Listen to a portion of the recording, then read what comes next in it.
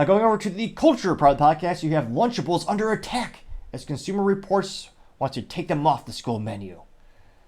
How could they? Now, this comes to us partially thanks to NPR. Obviously, they have their own bias, like all media outlets do. Now, this is also by Ivana Archie and Joe Hernandez. And they note that, quote, Consumer Reports asked the USDA to remove Lunchables from schools' lunch menus. Now, they note that advocacy group Consumer Reports is urging for the federal government to remove Lunchables from the National Free and Reduced Price School Lunch Program after an analysis found high amounts of sodium and elevated levels of heavy metals, unquote.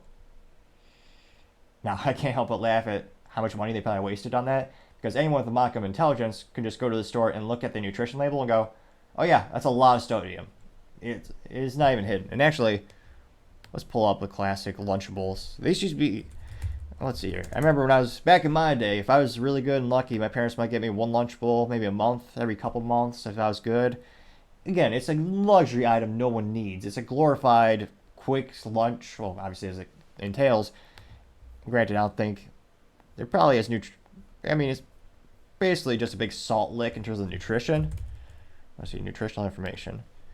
But, you're a kid, and they taste pretty good. Let's see.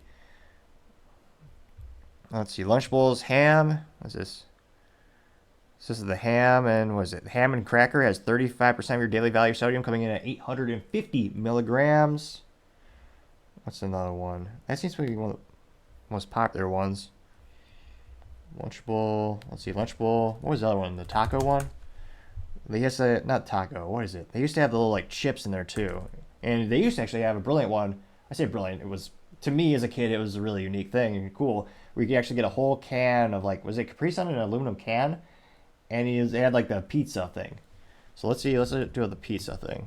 Lunchable Pizza Nutrition.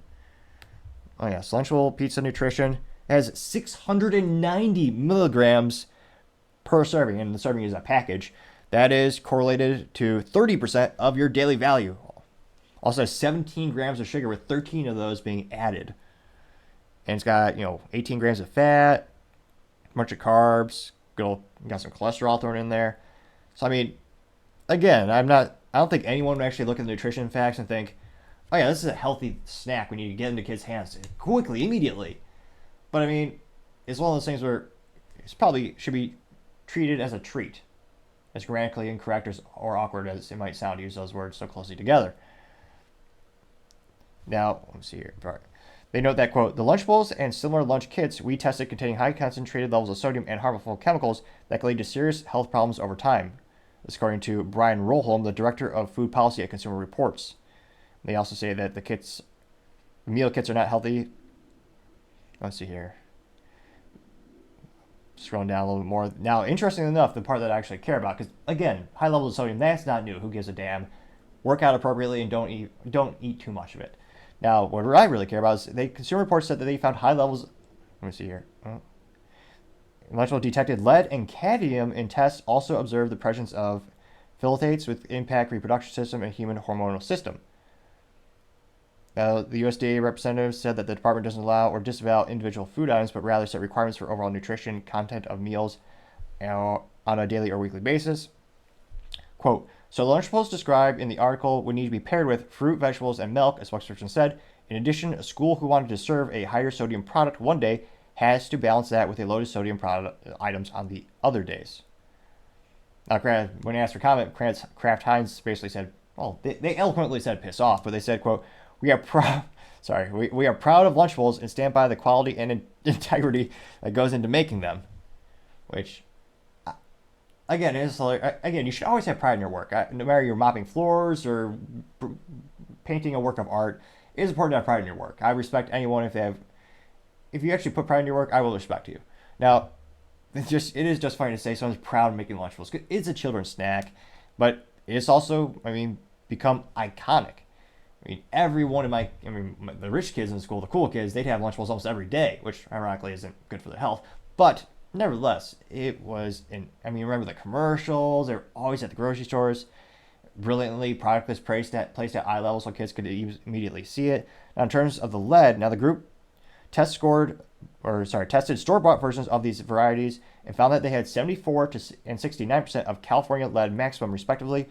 The Consumer Report said it used California's threshold for lead as a benchmark for testing rather than the federal limit because California's standard is, quote, currently the most protective, which means it's more restrictive. Makes sense. The group tested 12, well, that's a small sample size. The group tested 12 meal kits in total, including Lunchables and other brands, and found that at least one type of phthalate in every kit, except for extra cheesy pizza variety.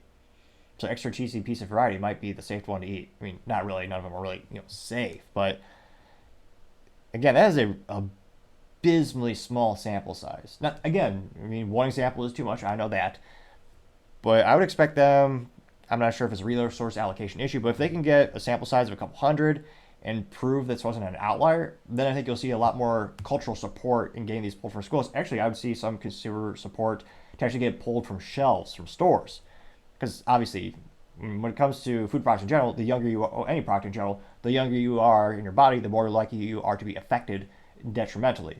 So that's why it's especially important to have high safety standards for children-related products. So it'll be interesting to see. I mean, Lunchables are one of the coolest treats as a kid. Definitely should be eating them every day. And let me know, when's the last time you actually bought a Lunchable? For me, it has to be 15 plus years. I'm trying to remember. No, it's got to be 20. Time flies way too quick. But let me know, when's the last time you actually had a Lunchable? And, I mean, is that something that you would really be interested in having again? Should they have it at schools, or should they pull it off the shelves? As always, be fascinated to hear what you have to say. Thank you, everyone, for taking the time to tune in today. Again, we're trying to get to 4,000 subscribers by the end of the month, so if you could click that button, I'd really appreciate it. Also, leaving a thumbs up, thumbs down, or comment is a great way to give me some additional feedback, letting me know how to make the show better and better. Lastly, don't forget to take the time to tell your family, tell your friends, tell your coworkers, heck, tell your enemies, tell anyone and everyone. Just stay safe and fight the good fight.